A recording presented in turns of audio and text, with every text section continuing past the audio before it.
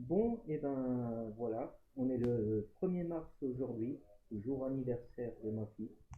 J'avais posté précédemment une vidéo concernant les accusations donc de l'ASE et du CERMO, m'accusant du fait que je pouvais trop ma fille, que j'empêchais de grandir,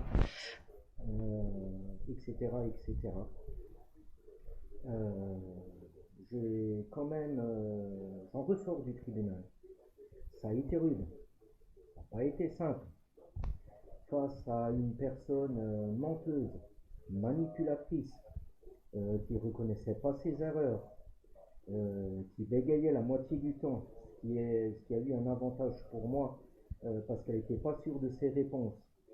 Euh, je me suis expliqué, je l'ai mis en cause. Je l'ai mis en cause le fait qu'elle n'apportait pas l'aide nécessaire. Le fait qu'elle ait dit que ma fille n'était pas handicapée, rien du tout, que c'était pas vrai. Et j'en passe, c'est des vertes et des pas mûres.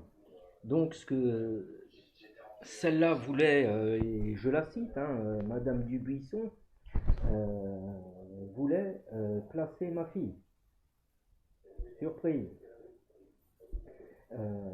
Heureusement que par le biais de mon avocat, il a pointé les dysfonctionnements, donc du service, du CERMO, qui trouvait ça lamentable, que ça allait aggraver la situation si placement il y avait eu.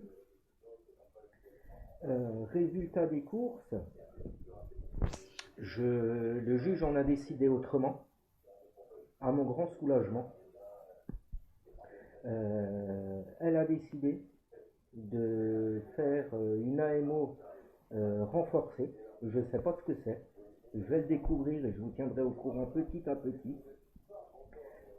Parce que j'avais déjà mon fils, enfin j'ai déjà mon fils qui est placé malheureusement euh, à la demande de la maman qui m'avait mis devant le fait accompli. Donc de ce côté-là, il voulait réduire mon droit de visite, qui est malheureusement de 2 fois dans le mois à 1 fois dans le mois. Le tribunal les a suivis, le tribunal les a retoqués sur leur demande. Toujours est-il que le tribunal ordonne un élargissement des droits de visite concernant mon fils. Estime qu'il n'y a pas mesure à placer ma fille en famille d'accueil et qu'effectivement ça aggraverait la situation. Partant de là, l'AMO, 6 mois, renforcé, à voir, je vous tiendrai au courant. Mais ce que je veux vous dire à tous, mettons-nous tous ensemble, dénonçons les faits de manipulation, de mensonges de ces services sociaux, de ces voleurs d'enfants, parce que c'est autre qu'un marché juteux pour eux. Ça leur apporte des milliers d'euros chaque mois, voire chaque année, des centaines de milliers d'euros. Il serait peut-être temps que nous nous fassions entendre, au lieu de rester chacun dans son coin, et qu'on fasse remonter ça, vous savez, chez Jupiter en haut, qui se pose aussi les bonnes questions pour faire peut-être, un début de réforme. Allez, j'en rêve, pourquoi pas.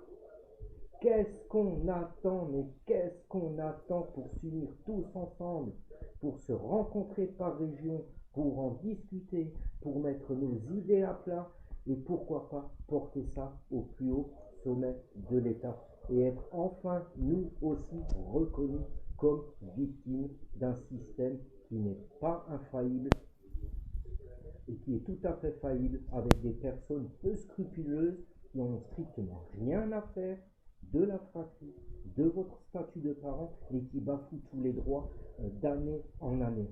Qu'est-ce qu'on attend? Allons-y, rencontrons-nous, mettons tout sur la table et mettons toutes nos idées et allons-y. On n'a rien à perdre, rien du tout.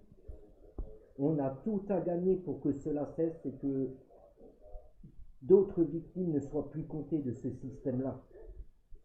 On y va? On fait? On se rencontre? On fonce? Qu'est-ce qu'on attend?